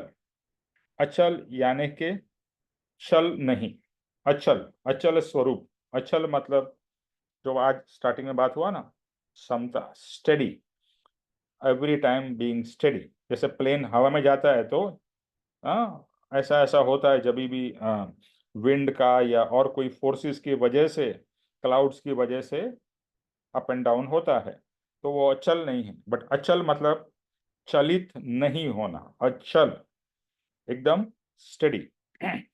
तो हमारा ज्ञान का जो वो है, स्वभाव है, अगर वो स्वरूप में रहे तो अचल रहेंगे। दूसरा, हमारा जो भी आत्मा के जितने भी प्रदेश है, एक तो कहा जाता है कि आत्मा के अनगिनत प्रदेश है, लेकिन वो प्रदेश न बढ़ते हैं न कम होते हैं, भले एक्सपांड और कॉन्ट्रैक्ट होते हैं, लेकिन वो कम नहीं होते, ज्यादा नहीं होते। चींटी में हो गए तो वो हाफ नहीं हो जाते, हाथी में होके डबल नहीं हो जाते हैं, वो सिर्फ कॉन्ट्रैक्ट और एक्सपांड होते हैं। बट जो उसकी जो एग्जिस्टेंस है या उसके जो प्रदेश कहे जाते हैं वो ऑलवेज कांस्टेंट है। फिर अनादि, आत्मा कैसा है? अनादि। अनादि मतलब उसका जन्म नहीं हुआ है, उसका मरण भी नहीं है। उसका नहीं, मेरा। जब हम बोलते हैं ना उसका, मतलब हम सोचते हैं मैं शरीर हूं, ये आत्मा कोई अलग चीज है। एक्चुअली उल्टा है, मैं आत्मा हूं, शरीर अलग है। बट इतना हमारा उल्टी दृष्टि हो गई है कि मैं सोचता हूं मैं शरीर हूं, आत्मा की बात सोचते हैं तभी बोलते हैं। We don't even realise, we talk as if we are talking about something else. आत्मा, हाँ अच्छा, आत्मा मतलब somewhere outside, somewhere somewhere else. Somewhere else नहीं, इट इज हियर आत्मा। तो आत्मा कैसा है? अनादि। अनादि अनंत। अनादि अनंत मतलब हमेशा से था, हमेशा रहेगा, एंड वो कभी भी उसका नाश नहीं होगा। इसके लिए कहते हैं अनादि, अनंत और नित्य, for ever. So that is me. और ये एक, फिर से कहते हैं ना, विचार करना, ये सोचना भी काफी डिफिकल्ट लगता है कि मैं billions and billions of years से हूं। मतलब as much time you can go back, I have been there. उससे और आगे तभी भी मैं था, उसके और आगे तभी भी मैं था। कितने भी आप पीछे चले जाओ, मैं यानी कि आत्मा था। और कितना आगे लेके जाओ, ऐसे हम सोचते हैं ना, अभी तो मेरे 20 साल बचे हैं। समझो आपकी उम्र 60 साल की हो और आप बोलो मैं तो 80 साल जीऊंगा, बस मेरा existence is another 20 years, that is what you think. या समझो 100 साल है। समझो हम एक लेते हैं कि भाई मनुष्य के मैक्सिमम एज ज्यादातर 100 से ऊपर तो नहीं होती है, कोई रेयर एग्जिस्टेंस अलग बात है। तो अगर मैं 100 साल का मनुष्य का जीवन ले लूँ तो आप बोलो कि मैं 60 साल का हूँ, मतलब मेरा 40 साल और जीवन है। मैं 80 साल का हूँ तो मेरा जीवन और 20 साल का। ऐसा हम सोचते हैं ना कि मेरा एग्जिस्टेंस सिर्फ 10 साल, 20 साल या what ever number of years, उतना ही मेरा एग्जिस्टेंस है। नहीं, एवर है, फॉर एवर माई एग्जिस्टेंस। तो आपकी पूरी विचार और दृष्टि पूरी अलग हो जाएगी। My existence is for ever and I will be there for ever. So you have to not think short term. 10-20 साल के लिए सोचना ही नहीं है आपको, तो बहुत लंबा स्पैन का सोचना है कि मैं लंबे स्पैन से था और लंबा स्पैन तक रहूंगा। सो और वो रहने के लिए मुझे क्या करना पड़ेगा? तो ओनली एक ही विकल्प है, आत्मस्वरूप। सहज आत्मस्वरूप, वही परम गुरु। ओके। अभी दूसरा उन्होंने बहुत अच्छा एक पॉइंट कहा कि जब भी हम स्वस्थता की बात करते हैं कि मैं स्वस्थ हूं, तो स्वस्थता कितने प्रकार की होती है? एक ही प्रकार की होती है ना, आई एम फिट, स्वस्थ। स्वस्थता के अलग अलग प्रकार नहीं होते, लेकिन बीमारी के बहुत सारे प्रकार होते हैं। बीमारी तो कितनी हजारों लाखों करोड़ों टाइप की बीमारी है। तो इसी तरह से सत एक ही प्रकार का है, लेकिन असत के बहुत सारे प्रकार हैं। असत के तो हजारों लाखों प्रकार है। तो बहुत अच्छा पॉइंट है स्वस्थता। स्वस्थता क्या है? स्वस्थता एक प्रकार की है और बीमारियां बहुत प्रकार की है। इसी तरह से सत एक प्रकार का है, असत के बहुत सारे प्रकार है। तो हमें तो सत की प्राप्ति करनी है। असत में तो आज तक हम जीते आए हैं, बट अभी हमें असत में नहीं रहना है। असत से निकल के सत की तरफ जाना है। सो अभी हमें को ये सब तो पता चल रहा है। सी ये सब अभी हम सुन रहे हैं ना, ये ज्ञान नहीं है, ये जानकारी है। हम जानकारी ले रहे हैं। जैसे आपको ड्राइविंग सीखना है तो ड्राइविंग के पहले के ड्राइविंग के स्टेप्स बता जा रहे हैं कि स्टीयरिंग है, यहाँ ब्रेक है, ऐसा करना है। बट ये ज्ञान नहीं है, दिस इज जानकारी, इंफॉर्मेशन। जानकारी इज नॉट ज्ञान। हम बहुत बार मिसअंडरस्टैंड या मिस्टेक कर देते हैं कि हम जानकारी को ज्ञान समझते हैं कि, कि किसी के पास में बहुत सारी जानकारी है, हम सोचते हैं वो ज्ञानी है। नहीं, ज्ञान इज समथिंग विथ एक्सपीरियंस। जहां एक्सपीरियंस है, with experience what you know. अगर जो भी लोग ड्राइविंग करते हैं तो वो जानकारी नहीं है। अभी आप गाड़ी दे दो और पटक करके गाड़ी चला सकते हैं, बिकॉज वो ज्ञान है। जिसको जानकारी होगी, जिसने बहुत सारी ड्राइविंग की किताब पढ़ ली होगी लेकिन कभी भी गाड़ी में नहीं बैठा होगा, जैसे ही गाड़ी दोगे तो पूरा कंफ्यूज हो जाएगा, कहाँ से मैं गाड़ी चालू करूँ, क्या करूँ, नहीं करूँ। सो जानकारी को ज्ञान नहीं समझना है। तो अभी हम जानकारी ले रहे हैं और जानकारी को ज्ञान में कन्वर्ट करना है। So I only way of converting जानकारी को ज्ञान, ये है अनुभव। उसको एक्सपेरिमेंट करना पड़ेगा। साइंस में हम एक्सपेरिमेंट करते हैं। What is experiment? That is a form of learning. सीख लिया, क्लास में आपको सिखाते हैं कि ये चीजें हैं साइंस की, फिर हम लेबोरेटरी में जाते हैं और वहां पर एक्चुअल में एक्सपेरिमेंट करते हैं और फिर कुछ मिस्टेक करते हैं, प्रॉपर करते हैं, and that is how you learn. तो याद रखिएगा, यहाँ पर आप जानकारी ले रहे हो, उस जानकारी को आपको इम्प्लीमेंट या अप्लाई करना है, उसके बाद में वहां से ज्ञान प्रकट हो सकता है, उसके बिना नहीं होगा। That means application, applying in your life, making mistakes, don't worry. मैंने बोला कि मैं तो आत्मस्वरूप में रहूंगा लेकिन रह ही नहीं पाता हूँ, डज नॉट मैटर। गोल कि ये रहना है, समता भाव में रहना है, नहीं रह पाते हो, ये रियलाइजेशन तो हुआ कि नहीं रह पाते हो, फिर आप अपने आप कुछ ना कुछ डिवाइस करो कि मैं कैसे समता में रहूंगा, क्या रहूंगा। ज्ञानी के वचन का सहारा लेंगे, उनका आशीर्वाद, उनका योग बल एक्सेट्रा लेके कि चलो अभी समता में किस तरह से, how. So this will be your own internal process. So I am convinced, जानकारी से I am convinced, but now I want to experience it. मैंने बहुत बार सुन लिया कि आत्मा सुख का धाम है, सुख का धाम है। वो सिर्फ सुना है, क्या एक्सपीरियंस कर लिया क्या आत्मा को? नहीं। तो जब तक आत्मा को एक्सपीरियंस नहीं किया तब तक सुख का धाम विल बी ओनली अ शब्द, जानकारी। उसको अनुभव करना है, उसको समय लगेगा। याद रखना, ये जो है ना, ये ओवरनाइट नहीं है कि आज आपने सुना और कल सुख धाम हो जाओगे, आज आपने सुना और कल समता भाव में आ जाओगे। It's a long process, but that process करते करते करते थोड़ा थोड़ा थोड़ा थोड़ा थोड़ा थोड़ा, ये जैसा कैसा है मालूम है प्रोसेस? जैसे आपने बीज को जमीन में बोया, उसके बाद में कुछ हो ही नहीं रहा है। आप बहुत कुछ कर रहे हो, पानी डाल रहे हो, ये कर रहे हो, वो कर रहे हो, बीज में से कुछ आ ही तो नहीं रहा है। और दूसरा क्या है, बीज अंदर है, दिख भी नहीं रहा है अंदर में क्या हो रहा है। और आप उसको खोद के निकालोगे तो फिर कुछ नहीं होगा। जैसे आप दूध में दही डाल के दही जमाते हो, कितना ग्रेजुअल प्रोसेस है ना, इट टेक्स टाइम। इसी तरह से आत्मा को भी परिपक्व होने में समय लगेगा। So don't be in a rush. ये कोई 2 मिनट नूडल नहीं है, एक है और हो गया। समय है। ज्ञानी कितने भवों से ये करते हुए उन्होंने ये प्राप्त किया है। इसीलिए परम कृपाणु देव ने कहा है 15 भव लगेंगे, 15 भव, 1 लाइफ नहीं, 15 ईयर्स नहीं, 15 भव। वो भी एक बार समझ आने के बाद में।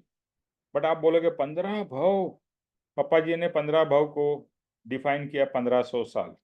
हम्म आप सोचोगे 1500 साल, माय गुडनेस, 1500 साल in billions and billions and billions of year. 1500 साल is not even 15 seconds. 15 minute भी नहीं कह रहा हूँ, 15 सेकंड के बराबर भी नहीं है। तो 15 साल आपने 15, आप अनंत भव भटक रहे हो, उसके बाद में 15 भव कुछ नहीं है। और जैसे बताया, ये जर्नी इटसेल्फ इज ब्यूटीफुल। तो ऐसा मत सोचो कि जर्नी इज पेनफुल और बाद में मैं वहां पहुंचूंगा फिर मुझे अच्छा लगेगा, नहीं। जैसे जैसे ये प्रोग्रेस होगा आपको अच्छा लगना शुरू हो जाएगा। जैसे आप आपके पीस सेंटर की तरफ जाओगे, आपको पीस का थोड़ा थोड़ा थोड़ा थोड़ा अनुभव तो, फीलिंग तो आएगी, शांति का अनुभव तो होगा, नहीं होगा ऐसा नहीं। अगर आप राइट तरीके से कर रहे हो तो थोड़ा थोड़ा तो होगा ही, धीरे धीरे धीरे धीरे धीरे धीरे हो जाएगा। इसीलिए कृपाणु देव ने क्या कहा है, आत्म भावन भावता जीव लहे केवल ज्ञान। ये ज्ञानी का वचन है कि बस निरंतर मुझे आत्मा का भाव करना है, जो मेरा खुद का स्वरूप है उसे ही मुझे याद करना है, उसी में मुझे उपयोग रखना है, अंतर्मुख रखना है। और एक न एक दिन आत्मा पकड़ में आ जाएगा। Patience, you to wait for the धन्य। वो एक धन्य पड़ होगी जब ये आत्मा का टच होगा, फील होगा, उसके बाद में ब्यूटीफुल। ओके, बट जैसे बताया, as you are progressing towards it, also that feeling of that happiness, शांति, वो होगा ही। और दूसरा उन्होंने बताया कि हमें हमेशा दासत्व भाव, अर्पणता भाव, सेवा भाव रखनी है। कभी भी अहंकार नहीं आना देना चाहिए, क्योंकि हमें जैसे बताया ना, जानकारी बहुत हो जाती है तो अहंकार आ जाता, ओह मुझे तो आत्मा के बारे में कितना मालूम है। तो अहंकार है, कुछ नहीं मालूम है भैया, तू सिर्फ शब्द से जानता है, अनुभव कर लिया और अनुभव किया और अहंकार आया तो फिर से वो आत्मा ज्ञान चला जाएगा। ज्ञानी में कभी भी अहंकार नहीं होता है, और जहाँ अहंकार है वहां ज्ञान नहीं रहता है, याद रखिएगा। तो अर्पणता भाव, दासत्व भाव, परम कृपाणु देव तो लिखते हैं, हम तो दास के भी दास हैं। मैं दास हूं ऐसा नहीं लिखा है उन्होंने, दासानुदास, दास अनुदास, यानी दास का भी दास हो, ये परम कृपाणु देव लिख रहे हैं। मैं भक्त का दास हूं, भक्त तो दास होता ही है, लेकिन ज्ञानी लिख रहे हैं मैं भक्त का दास हूं। तो वहां पर इतनी लघुता, दीनता, हम्म वो हमारे प्राप्त करनी है। दूसरा है, साइंस ने बहुत प्रोग्रेस किया है, इजंट इट? आज आप लैपटॉप है, फोन है, क्या technology is advance like anything, I think everybody will agree. तो साइंस ने प्रोग्रेस बहुत कर लिया है, बट वो फोकस किस पे रहा है? मटेरियल साइंस पे, है ना, मटेरियल मतलब फिजिकल साइंस। और ज्ञानी भी साइंटिस्ट ही है, बट ज्ञानी ने फोकस किसके ऊपर किया है? आत्मा के ऊपर। तो वो है स्पिरिचुअल साइंस। साइंटिस्ट ने मटेरियल साइंस पे फोकस किया, ज्ञानी ने स्पिरिचुअल साइंस पे। इसीलिए कहते हैं ना, मेडिटेट ऑन आत्मा, कि आत्मा के स्वरूप को याद करके, उसके जो भी गुण है उसको याद करके वी हैव टू मेडिटेट।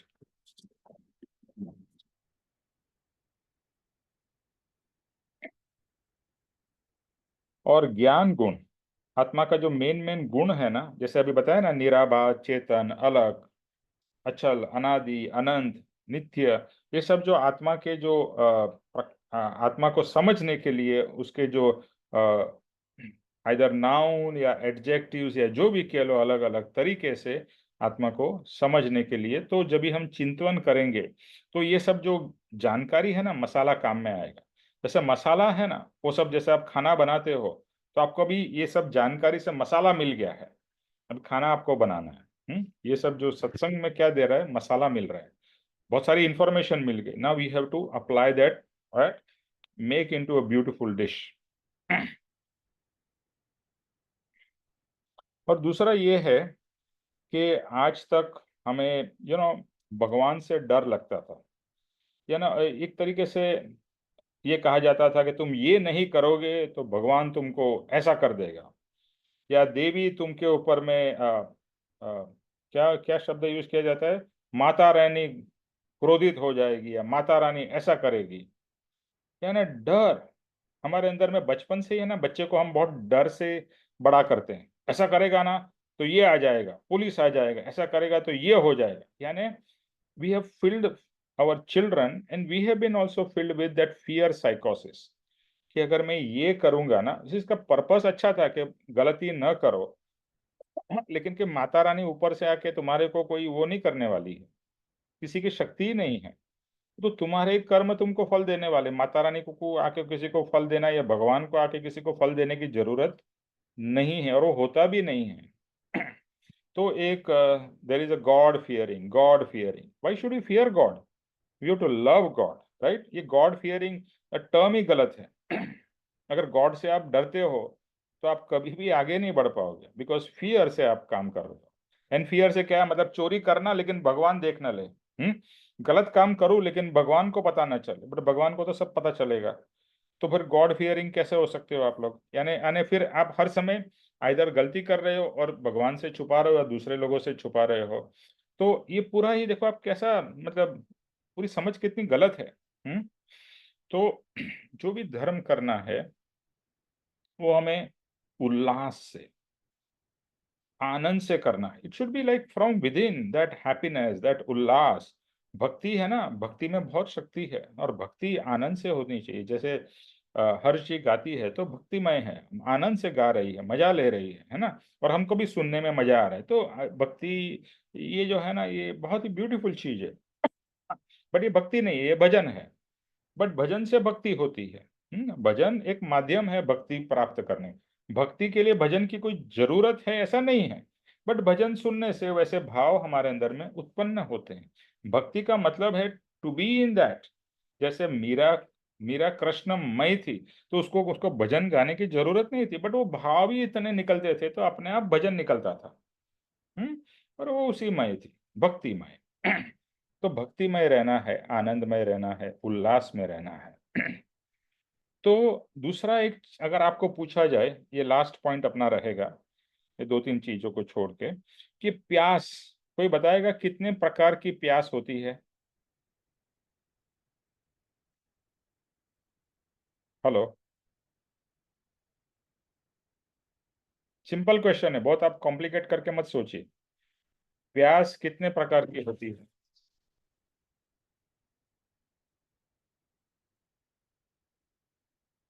किसी को प्यास नहीं लगती है? पानी की प्यास। दो प्रकार की होती है सर। एक तो हाँ। बॉडी के, दो प्रकार की होती है, एक तो क्वेंच करना अपनी थर्स्ट को, हम्म। और दूसरा ये आत्म आत्मा। बुद्धि ग्रहण करना। ओके। आई और थिंक सो दिस एग्जैक्टली नहीं मालूम सर। चलो ठीक है, एक है। हम्म। एक्चुअली ऐसा बोलते हैं ना, ज्ञान पिपासा, मतलब हम्म। प्यास, ज्ञान पाने की इच्छा, ऐसा। ओके, तो ज्ञान की प्यास। ओके। और मुझे भी ऐसा ही लगा जब भी मैंने ये प्रश्न सुना, जब भी राकेश भाई ने पूछा कितने प्रकार की प्यास है, तो पहला तो पानी की प्यास सबको होती है। ओके।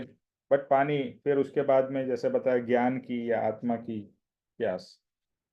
लेकिन बहुत सारी प्रकार की प्यास है, अभी सुनिए और आपको लगेगा हाँ ये सब प्यास है।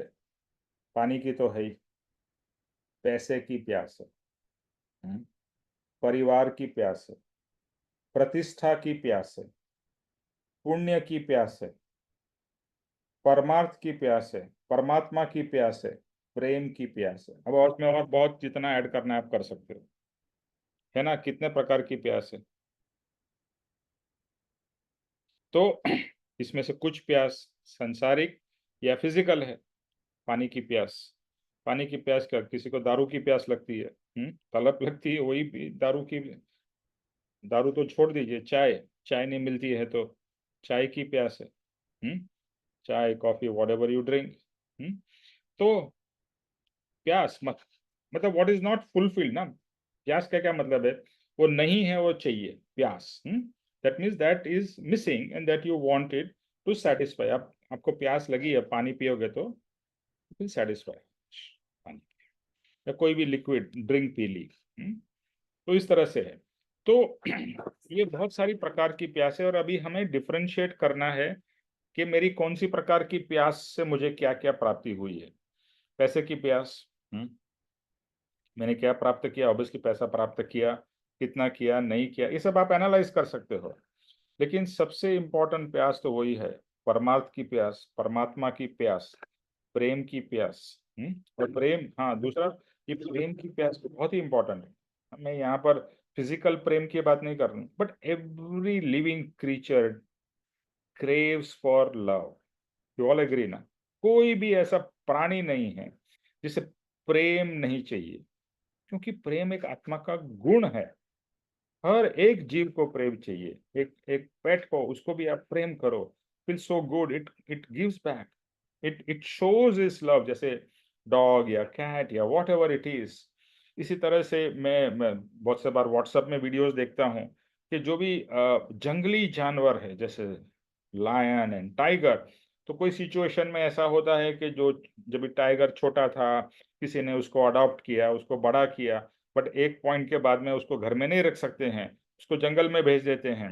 And then after many years, जो जिसने उसको बड़ा किया था वो टाइगर को मिलता है या लायन को, और वो वीडियो देख के यू फील माय गुडनेस, कितना लव वो टाइगर या लायन उस व्यक्ति के प्रति दिखाता है। खाने की बात तो दूर रही, कुछ उसको हार्म तो नहीं करता है, उसके ऊपर इतना प्रेम दिखाता है।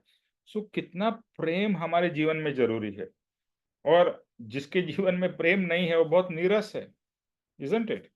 बट प्रेम भी बहुत सारे प्रकार के, anyway that's a different topic. So sensitivity, दूसरा sensitivity, we have to be very sensitive. Now sensitive towards ourselves is one thing, but towards others, और स्पेशली जो हमारे से नीचे हैं, जैसे हमारे सर्वेंट्स, मेड्स, हमारे employees, how do we behave with them, how do we treat them. तो गांधी जी ने भी इसके बारे में बताया है, वो आपने पिक्चर में भी देखा होगा, लगे रहो मुन्ना भाई में, कि वो गांधी जी उसको टिप देता है कि तुझे अगर ये जानना है, वो कोर्टशिप में मिलते हैं ना वो लड़का लड़की एक दूसरे को, तो लड़की को वो बताते हैं कि अगर लड़के का कैरेक्टर जानना है तो you see how that boy treats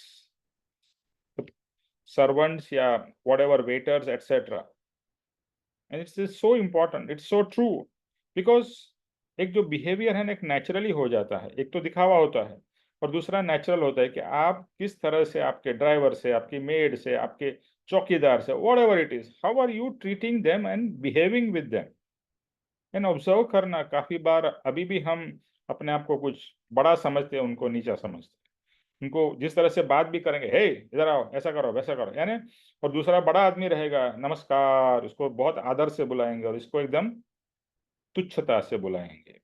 तो सेंसिटिविटी कितनी है, नहीं है।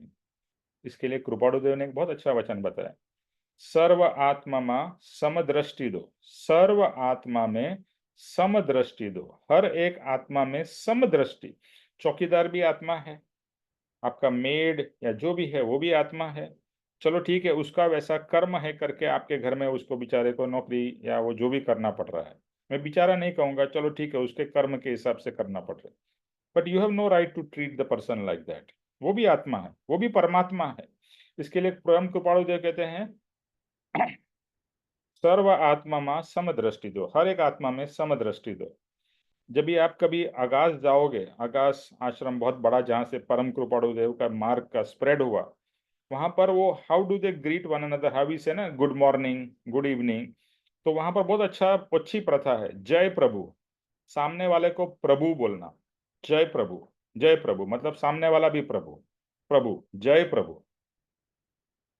और आप इधर भी चले जाओ, आप इस्कॉन वगैरह में, तो वहां भी वो लोग प्रभु प्रभु करते हैं, नमस्कार प्रभु, या इस तरह से, यानी they are giving you that respect, they are treating you so nicely, you feel so good. कोई आपको प्रभु बोल के बुलाएगा तो अच्छा लगेगा, भले आप प्रभु नहीं हो पर लगेगा तो अच्छा ना, दिस इज नाइस रिस्पेक्ट।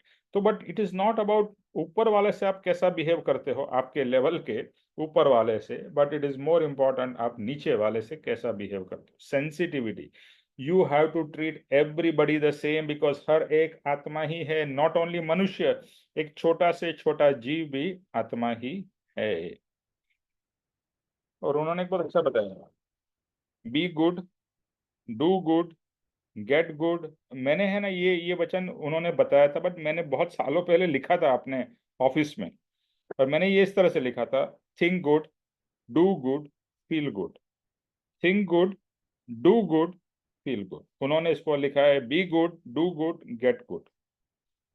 देखो जैसे हमारे विचार, हमारे भाव और जिस तरह से हम करेंगे, वापिस अपने आप ही, it is all circular, right?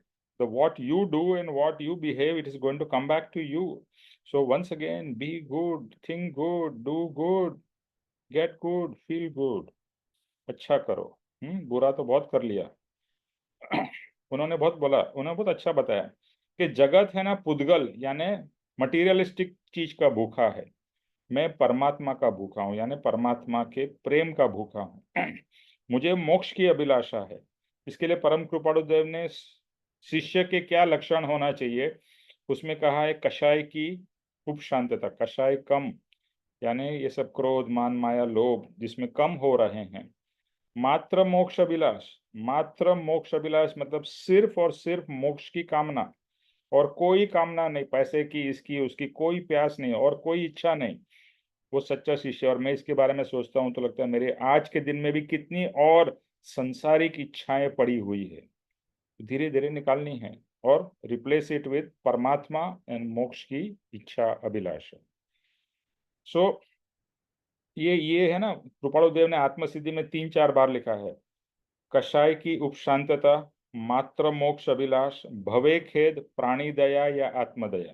पहला है कषाय, यानी आपके जो भी क्रोध, मान, माया, जो भी आपकी इल बिहेवियर्स कैसे कम हो सकते हैं। दूसरा मात्र मोक्ष अभिलाष या मात्र परमात्मा आत्मा की अभिलाषा या इच्छा। तीसरा है भवे खेद, ये जो जन्म मरण का खेद होना चाहिए। हमें अगर खेद ही नहीं हो रहा, अच्छा लग रहा है, तो हम जन्म मरण और करते ही जाएंगे। और चौथा है प्राणी दया, कोई भी प्राणी यानी कि छोटा से छोटा प्राणी की भी दया, या उसके एक दूसरे पद में लिखा है आत्मा की दया, स्वरूप की दया, अपने अपने आत्मा की दया, कि आत्मा, यही आत्मा ने कितने हजारों करोड़ों साल से कितने दुख सहन किए, उसकी दया। ओके, वो कभी और करेंगे, बट यही चीज यहाँ पर है, मोक्ष की अभिलाषा, आत्मा की अभिलाषा। और ये एक गोल हमें सेट करना है कि मुझे इसी भाव में, इन दिस लाइफ टाइम, मुझे आत्मा का अनुभव करना है। और वो गोल सेट करके उसके हिसाब से एक्शन भी लगेगा। सिर्फ गोल सेट कर लो, आप कुछ मत करो। मुझे जैसे अपर्णा इज हियर, योगा की टीचर है, और मैं गोल सेट करूँ कि I want to be very healthy and fit, but if I don't do any exercise and I don't take care of my body, will I be fit? No. तो with the goal action has to follow. तो अगर मेरा goal बहुत important है कि इस life time में, before I leave this body, before my body की मृत्यु हो, उसके पहले मुझे आत्मा का अनुभव करना ही है, और ये ज्ञान स्वरूप, आनंद स्वरूप आत्मा का अनुभव करना। ओके, तो आज सेशन यहाँ पर हम लोग पूरा करेंगे। नेक्स्ट सैटरडे वो दिवाली का पीरियड होगा, तो तभी सेशन नहीं रहेगा। बट जैसे बताया है मंत्र माला, उसके लिए मैं आपको लिंक भेज दूंगा। जस्ट फॉलो जो मंत्र माला हो रही है, उसके म्यूजिक के साथ में मंत्र भी बजेगा, और बीच बीच में पापा जी का वो रहेगा एक्सप्लेनेशन। मैं कोशिश करूंगा कि वो एक्सप्लेनेशन हिंदी में उसको ट्रांसलेट करके आप लोगों के लिए भेज सकूं। Okay, so we will end the session. Vinod ji, अहो अहो करिए। Nimesh bhai, this session has been quite tough, and I mean, I think we should repeat it once again. बहुत ही जबरदस्त सेशन आपने आज किया है। I think we मैं should repeat it मैंने whenever we get. हाँ, ये सब रिपीट होता ही जाएगा Suresh, Satish ji, in one form और दी अदर रिपीट रिपीट होता ही जाएगा। और मैं तो जी यही जी कहूंगा कि ये सब सेशंस को बार बार सुनिए। रिकॉर्डिंग हम इसीलिए कर रहे हैं कि ये सब चीजें बार बार सुन सके। मैं भी यही करता हूँ, जो भी ज्ञानी के सेशंस होते हैं, पप्पा जी के या राकेश भाई के या और किसी के भी, I listen, and me and Aarti we follow this, कि सोते समय एक तो प्रभु को प्रार्थना करके, क्षमापना करके, और फिर ये ऐसा कोई सेशन लगा के सो जाने का। तो सुनते सुनते नींद भी आ जाएगी, चलेगा, doesn't matter, but that at least वो अंदर उस भाव में तो चले जाओगे, आत्मा के भाव में। वरना तो आप सोते समय भी संसार के भाव में ही सोओगे, उठोगे भी संसार के भाव में, तो वही तो कट करना है। नोट्स तो बनाते हैं sir, but this session has been really quite strong. Yeah, it's very powerful, extremely powerful, and the most important thing is very practical।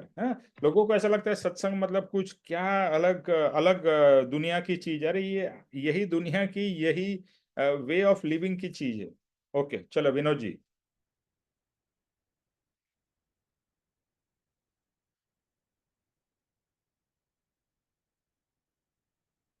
Vinod ji आपका म्यूट पे है।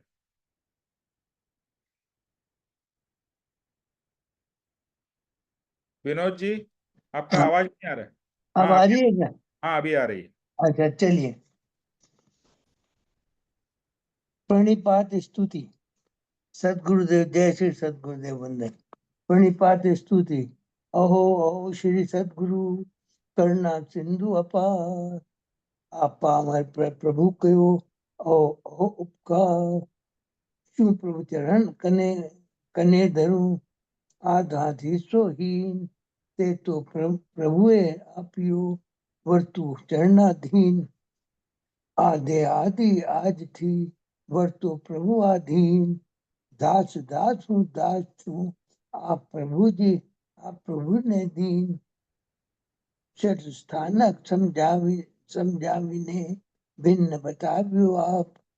म्यान थकी सारवत ए उपकार अमाप। जे स्वरूप समझा विना पाम्यो दुख अनंत।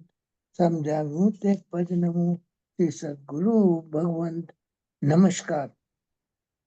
પરમ પુરુષ પ્રભુ સદગુરુ પરમ જ્ઞાન સુખધામ જેને આપ્યું માન નિજ તેને સદા પ્રણામ। નમસ્કાર।